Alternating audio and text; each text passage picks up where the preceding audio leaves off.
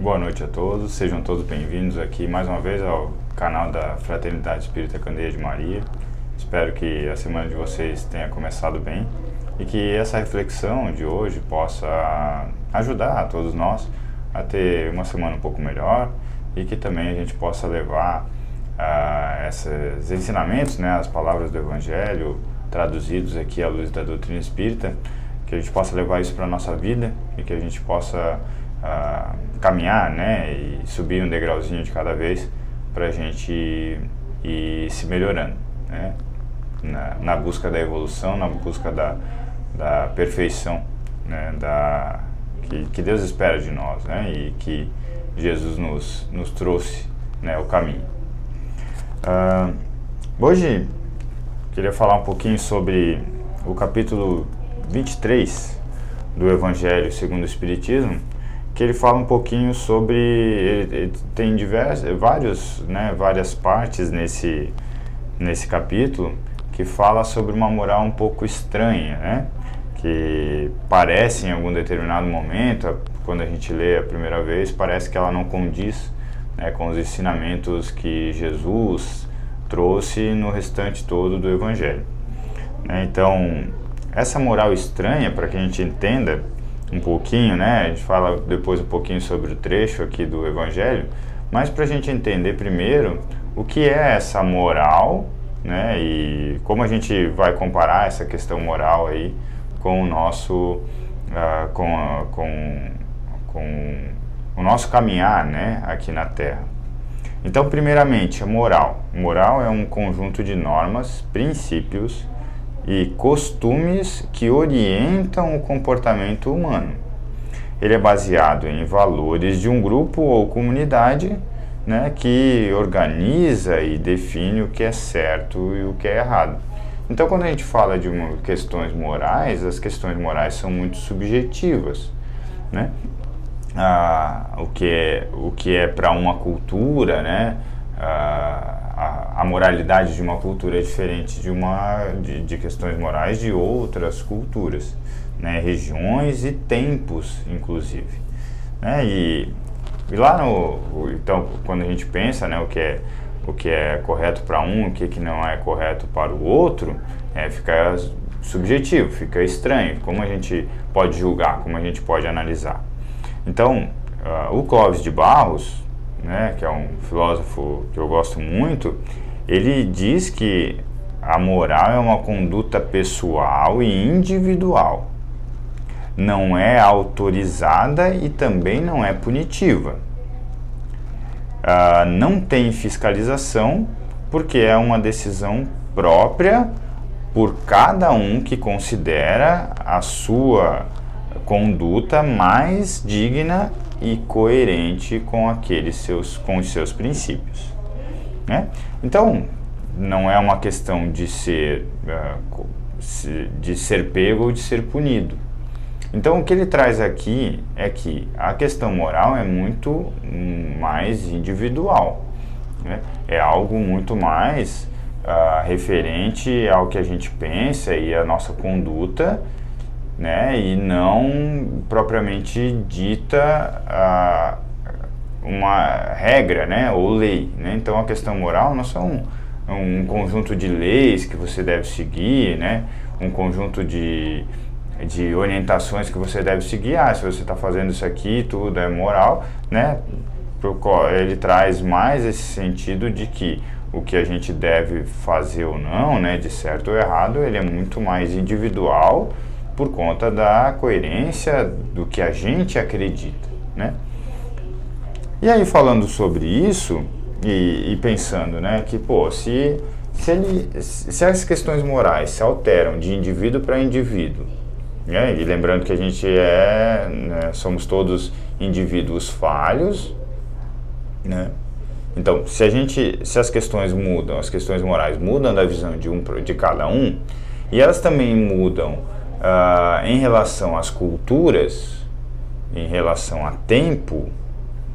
Então, como a gente pode construir esse conjunto de normas que me ajude a ser um cristão melhor, né? Como eu posso evoluir, que é o nosso objetivo aqui na Terra, como eu posso me melhorar, como eu posso construir esse degrau de evolução, se essas questões morais elas são tão subjetivas.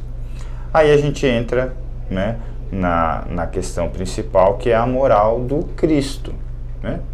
Então, quem foi Jesus e o que ele tinha como normas, como princípios e costumes, que é o que o dicionário nos traz, né, sobre o que é moral, né? O que ele tinha como norma, princípios e costumes. O que ele tinha, né? Qual que era a moral do Cristo? Quais eram os princípios dele?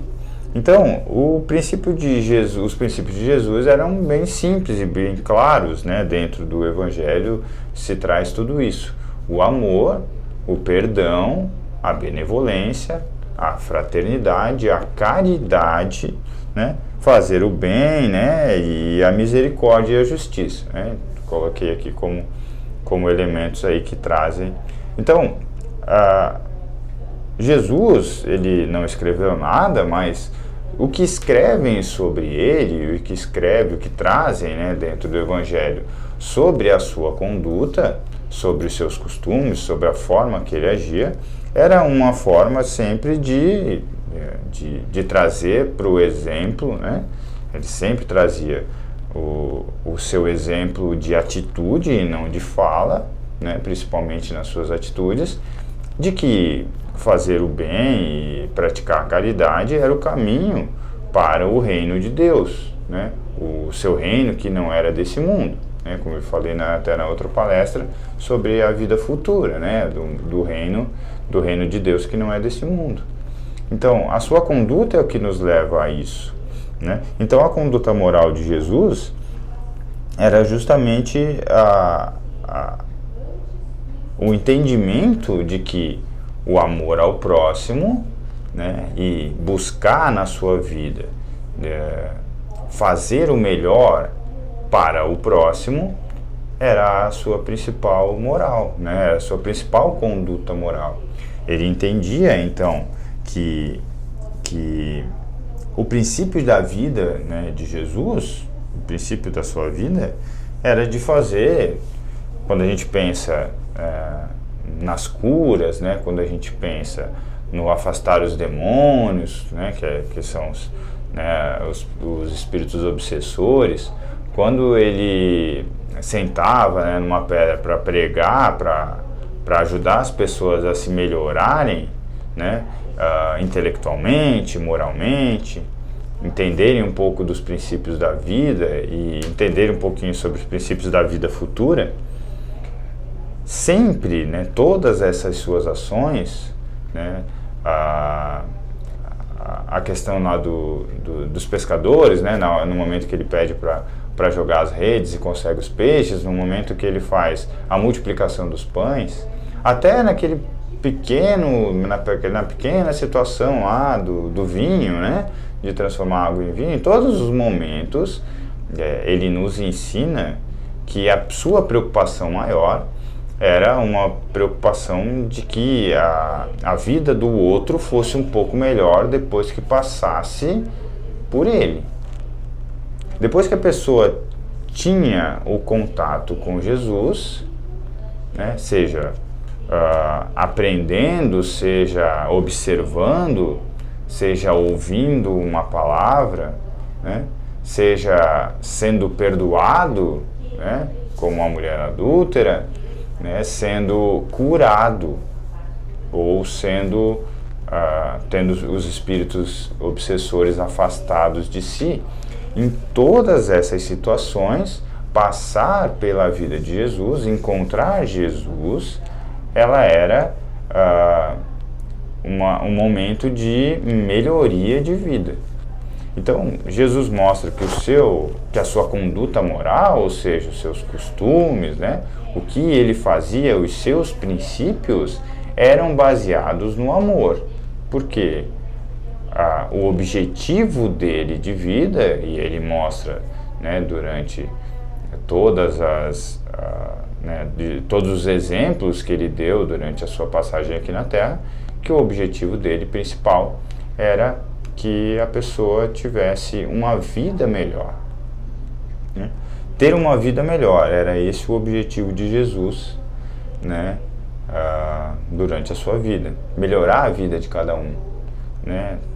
A sua passagem aqui na Terra deixou os ensinamentos que, se a gente cumprir, se a gente seguir, se a gente correr atrás, se a gente fizer, né, e buscar, pelo menos tentar fazer uma parte do que ele deixou de ensinamento, as pessoas que passarem por nossa vida, elas vão ter a mesma sensação, né, de que encontrar a gente foi uma coisa boa, que a vida dessa pessoa melhorou depois de encontrar a gente.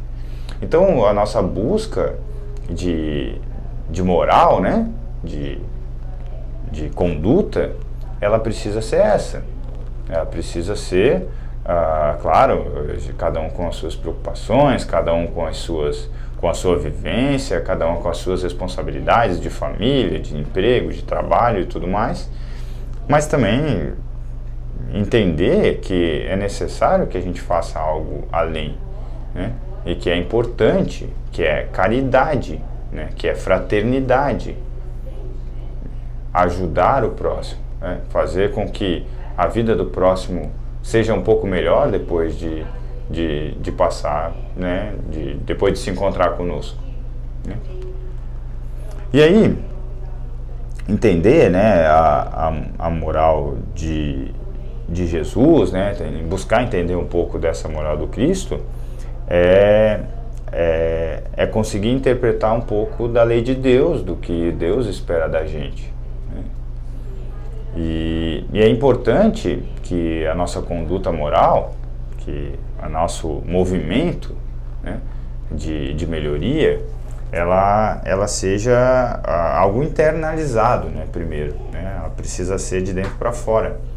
Muitas vezes a gente coloca, né, como costumes, né, assim como os judeus, né, no período de Jesus, eles cobravam Jesus pelo lavar as mãos, pelo fazer isso, pela doação no templo e tudo mais. Só que essas condutas, né, esses costumes, não é o que nos melhora, né, internamente, não é o que vai fazer a nossa reforma íntima, né? Então não adianta a gente ir para a casa espírita e tomar um passe e assistir a palestra, todo mundo vê que a gente está indo e eu posso dizer, estou buscando me melhorar, né?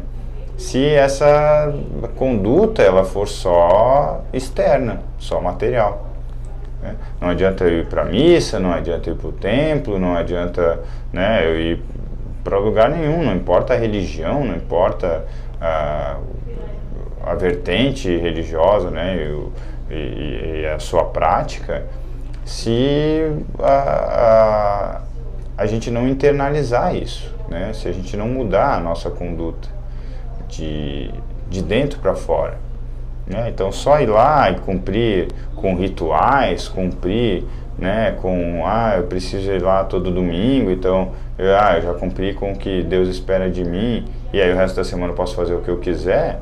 Isso daí não é uma mudança, né? Não é uma busca de melhoramento da nossa moral, né, da nossa conduta, né? Então a gente precisa trazer lá de dentro. Então, voltando lá ao que o Clóvis de Barros disse, a questão moral, né, ela é individual, ela é tua, né? O que você faz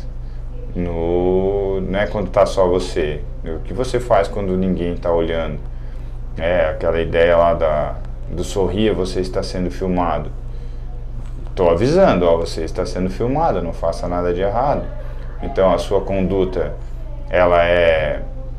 você está com consciência tranquila com o que você faz, né? Precisaria estar avisado ali que você está sendo filmado. O que você faria se não estivesse sendo filmado? O que você faria se não soubesse que está sendo filmado? Então, essas questões aí, elas são importantes para a gente analisar, elas são importantes para a gente pensar, para que a gente possa melhorar, né? Para que a gente possa entender, né, que é de dentro para fora a melhoria da nossa vida, né? E falando aqui um pouquinho sobre um dos temas, né, desse capítulo, que é moral estranha, ele fala aqui sobre, vou ler o trechinho, né, que uma grande multidão de povo caminhando com Jesus, ele se volta para eles e lhe diz: se alguém vem a mim e não aborrece seu pai, sua mãe, sua mulher, seus filhos, seus irmãos e suas irmãs, não pode ser o meu discípulo. Né? Então aqui a gente sempre tem que lembrar, né, do período que o Evangelho foi escrito, lembrar que não foi Jesus que escreveu, que foram, né, seus discípulos depois, né, inclusive depois da sua morte, e que tem alguns erros de tradução e tudo mais. Então aqui o Evangelho, algumas traduções traz quem não odeia seu pai e sua mãe, né? Alguns trazem quem não aborrece seu pai e sua mãe. Então quando a gente pensa na conduta moral, eu não penso que Jesus em algum determinado momento tenha dito, né, se alguém vir a mim e não odeia seu pai e sua mãe. Não, quem não vem, né, pensando na conduta moral dele, que era sempre de uma melhoria da vida do próximo, ele provavelmente, a tradução mais correta é: se alguém vem a mim e não aborrece seu pai e sua mãe, então não merece ser meu discípulo. E aí por que ele está falando isso? Porque a gente sabe e enfrenta, né, principalmente a gente que é espírita, né, falando bem a verdade nua e crua, né, a gente enfrenta preconceitos, né, pelas coisas que a gente faz, pelas coisas que a gente fala, né? As pessoas não entendem, as pessoas não buscam compreender, elas não buscam nem entender que a doutrina espírita ela é baseada no cristianismo, né? Nas condutas e nos ensinamentos de Jesus, e elas nem buscam entender, e elas são preconceituosas, né? A gente sofre preconceito. Muitas vezes, né, até eu comentei outro dia na palestra aqui na casa, quantos de vocês aqui está feliz, está bem, procura ajuda, recebe ajuda e às vezes nem pode falar que estão aqui, né?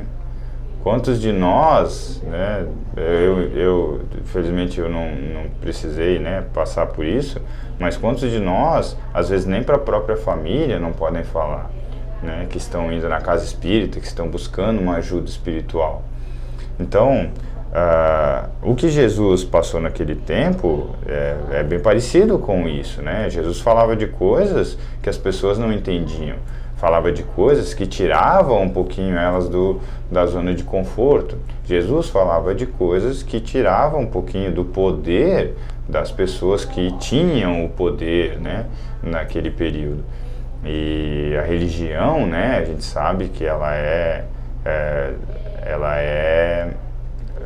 tem muita força, tem muito poder, né, em relação à população, em relação à massa, né? E quando ele começa a falar um pouquinho de algumas coisas que vão contrárias ao poder, né, desses, de quem tinha, né, de quem tinha as rédeas nesse período, elas começavam a incomodar, né? Então, realmente, quem seguia Jesus e não incomodava o status, né, daquele período, significa que talvez não estava seguindo Jesus realmente, né?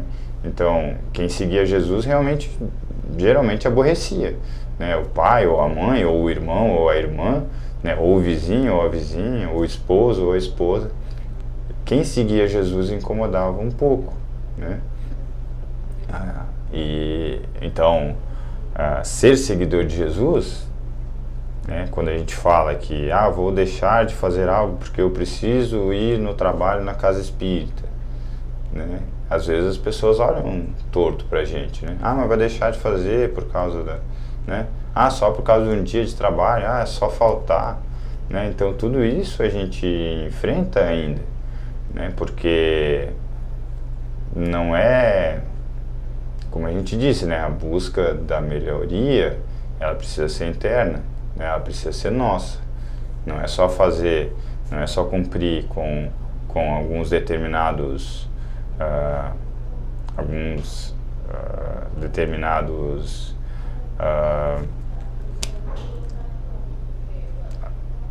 atividades, né? A gente fazer algumas atividades, ir na missa, ou ir no centro, tomar o passe, né? Não é só fazer, né? Não são só atitudes externas. A gente precisa internalizar e a gente precisa buscar essa mudança lá de dentro. Então, incomodando ou não, né? A gente já vai estar sempre aqui buscando ajudar e buscando também ajuda, né? Porque essa atividade que a gente faz, tanto na casa quanto aqui no canal, ela é para ajudar a gente também, né? É através dela que a gente reflete, é através disso que a gente pensa, é através disso que a gente busca melhorar também. Espero que tenha sido positiva para vocês, né? E até a próxima semana. Obrigado e boa noite.